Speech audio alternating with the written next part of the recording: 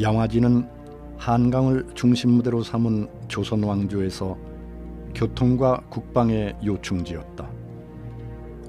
양화진의 깊은 강물에는 대규모의 선박들이 정박할 수 있어서 전국 각지의 생산물이 양화진을 통해 도성과 궁궐로 배분되었다.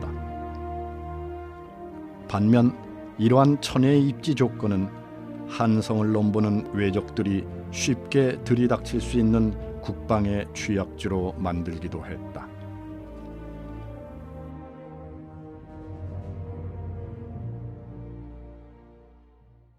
한양을 조선 왕조의 그 수부라고 하잖아요. 수도라고 하는데, 수도라는 것은 머리라는 뜻입니다.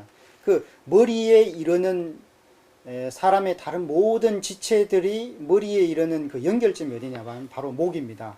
그 목의 통로에 해당되는 것이 인후라고 할 수 있는데, 목구멍이라고 할 수 있는데, 조선 왕조에 있어서 각종 물화가 많이 생산되는 지역이 삼남지방입니다. 이 삼남지방으로부터 각종 세곡과 어염과 그리고 사람들이 수송되어서 한양 도성으로 들어가기 직전에 반드시 거쳐야 되는 곳이 양화진이다.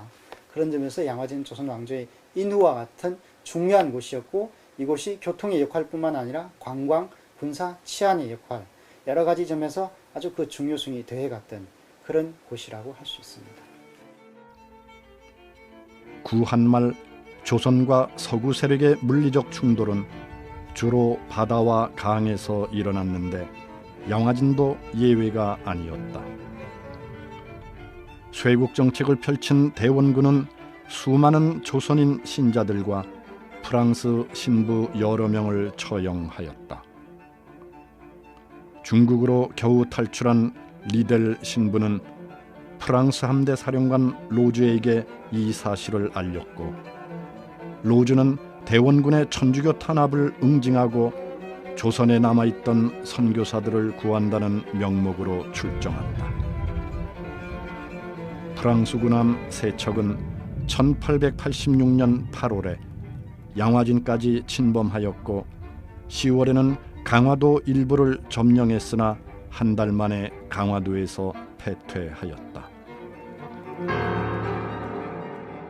10월 달에 이제 침략을 하게 되는데, 그때 이제 강화도를 점령을 하게 되죠.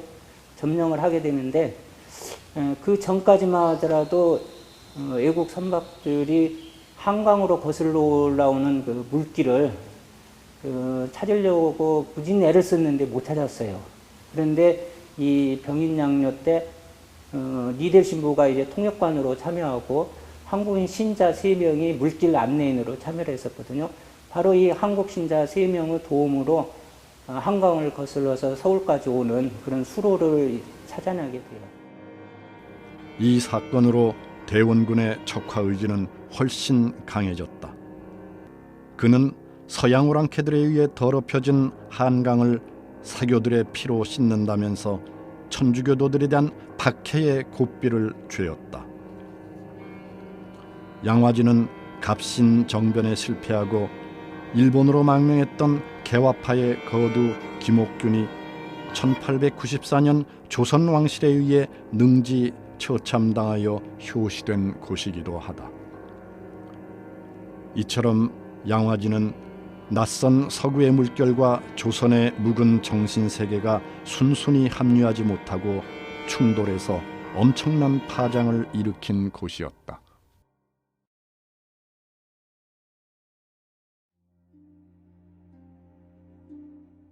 시아버지 대원군의 섭정을 종식시키고 고종의 친정체제를 구축한 민비와 외척들은 쇄국의 빗장을 벗기고 서구 열광들과 국교를 수립하였다.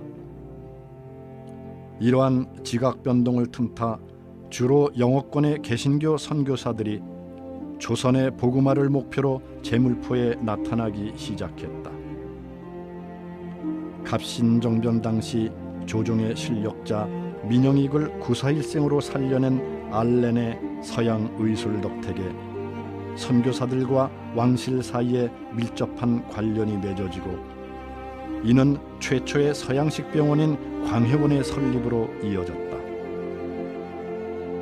당시 기독교 선교는 불법이었기 때문에 선교사들은 주로 서구의 의료와 교육, 자선 사업을 통해 봉건적인 조선 사회 속으로 들어가려고 하였다. 한편 알렌에 이어서 광해원의 원장이 된 헤로는 전염병에 걸린 환자들을 돌보던 중에 자신도 이질에 걸려 1890년 7월 26일 34세의 짧은 삶을 마감한다. 조선 정부는 미국 공사로부터 급히 매장지를 설정해달라는 요청을 받았지만 그 당시로서는 그걸 별로 중요하게 생각지 않고 별다른 조치를 취하지 않았던 것 같습니다. 그러나 7월 26일 오전 8시경에 해론이 소천하고 미국 공사관의 요청이 빗발치자 마지못해서 그 다음날 한강 건너편에 있는 매장지를 한 곳을 지정을 해 주었습니다. 그런데 그곳에 가보니까 전혀 매장지로서는 적당하지 않은 그런 곳이었습니다. 그래서 그곳을 거절하고 다시 매장지를 찾아보도록 했습니다. 만약에 적당한 매장지를 주지 않으면 미국 공사관 경내에다가 묘지를 파서 해론을 매장하겠다고 위협을 했습니다. 그리고 실제로 미국 공사관에 붙어있던 해론의 사유지에다가 임시 묘를 파도록 지시를 했습니다. 그렇지만 당시의 풍습으로는 이 도성 내에 시신을 매장하는 것은 불법이었고 만약에 묘를 팠다가는 한국인들에게 어떤 봉변을 당할지도 몰랐기 때문에 이것을 맡은 한국인 인부들이 그 묘 파기를 거절했습니다. 하는 수 없이 그날 예정대로 장례식만 거행하고 장례 예배만 드리고 시신은 매장하지 못한 상태에 있었습니다. 다급해진 조선 정부도 서둘러서 이 매장지를 찾아 나서게 되었고 결국은 양화진을 매장지로 제안한 것입니다.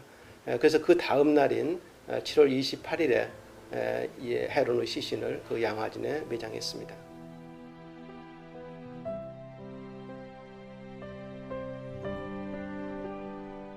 이곳에 묻힌 분들 중에는 우리 민족을 위해 자신의 삶을 바쳤던 선교사들과 그 가족들이 있다. 이들은 모국에서 누릴 수 있었던 수많은 권리들을 포기하고 당시 세상에서 가장 덜 알려졌던 나라 코리아의 복음의 빛을 나누기 위해서 헌신했다. 그 헌신은 사랑하는 남편과 아내, 또 어린 자녀들을 먼 이국 땅 이곳 양화진에 묻으면서도 멈추지 않고 이 땅의 백성들을 위해 복음의 씨앗을 계속 뿌리는 것이었다. 복음이 우리나라에 전해질 때 맨 처음 이루어진 것이 성경 말씀을 한글로 그리고 일반 서민들이 사용하는 언어로 번역하는 것이었습니다. 따라서 한국 기독교회가 한국 사회에 끼친 가장 큰 영향 가운데 하나는 한글을 서민의 문자로 정착시킨 것이라고 할 수 있겠습니다.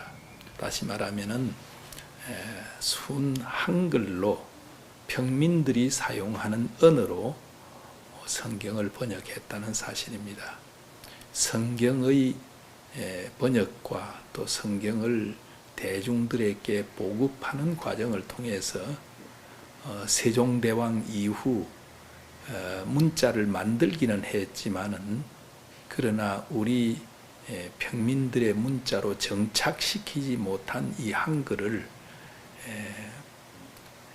한국 기독교가 우리 사회에 정착시키는데 아주 결정적인 공헌을 했다고 우선 생각할 수 있습니다. 보이는 것 외에 우리가 정신적으로 그들이 끼친 것은 그들이 잘 살고 잘 먹고 또 대접받을 수 있는 자기 조국을 떠나서 참 어려운 환경 속에 있는 한국에 와서 헌신하고 사랑을 베풀고 그리고 끝내는 자기 자신들을 이 땅을 위해서 희생한 그 봉사의 정신, 희생의 정신, 이것은 선교사들이 남긴 대단히 값진 유산이라고 할 수 있겠습니다.